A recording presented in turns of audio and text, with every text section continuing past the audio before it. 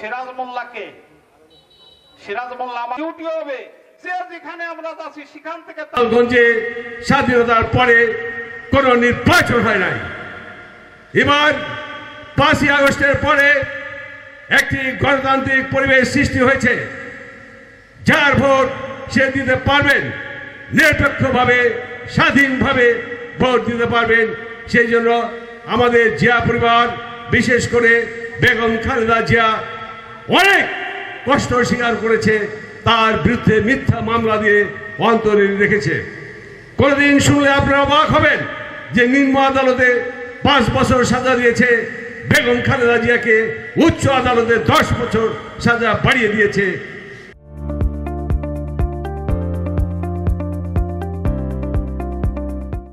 বড় লজ্জার বিষয়, আমাদের তারুণ্যের অহংকার, আগামী দিনের রাষ্ট্রনায়ক তারেক জিয়া রহমানকে বেদমভাবে প্রহার করে তাকে জীবন নাশ করতে চেয়েছে। তার জিয়াউর রহমানের ছোট ছেলে কোকো অত্যাচার অবিচার সহ্য না করতে পেরে তারও মৃত্যু হয়েছে। সেই জন্য আমি বলতে চাই যে জিয়াউর রহমান, জিয়া পরিবার এই স্বাধীনতার জন্য, এই গণতন্ত্রের জন্য যে কষ্ট, যে ত্যাগ স্বীকার করেছে, এটা বাংলাদেশ স্বাধীন হওয়ার আগেও এবং স্বাধীনতার পরে কেউ স্বীকার করে নাই। সেই জন্য মানুষও জিয়া পরিবারের দিকে উন্মুখ হয়ে তাকিয়ে আছে।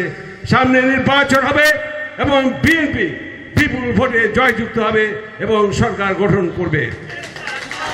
সেই জন্য আপনাদের আমি বলতে চাই, আমি আমার ব্যক্তিগত চাপার কিছু নেই। আমি আগে বলেছি, আজকে বলিষ্ঠভাবে বলতে চাই, আমি একজন সফল মানুষ, একজন সজ্জন ব্যক্তি, মানুষের সেবা করে সেই জীবনটা যদি উৎসর্গ করতে পারি, এটি হবে আমার জীবনের সবচেয়ে বড় চাওয়া পাওনা।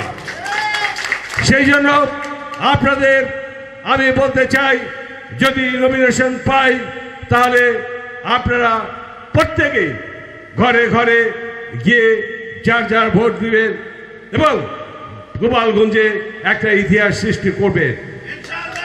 এবার বেশি ভোট প্রয়োজন হবে না, কারণ এবার ভোট কারচুপি হবে না, যার যার ভোট সেই দিবে।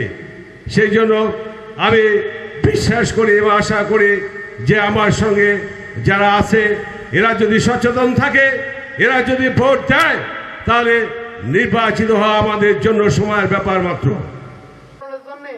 আপনাদের কাছে এটা এমপি নির্বাচন।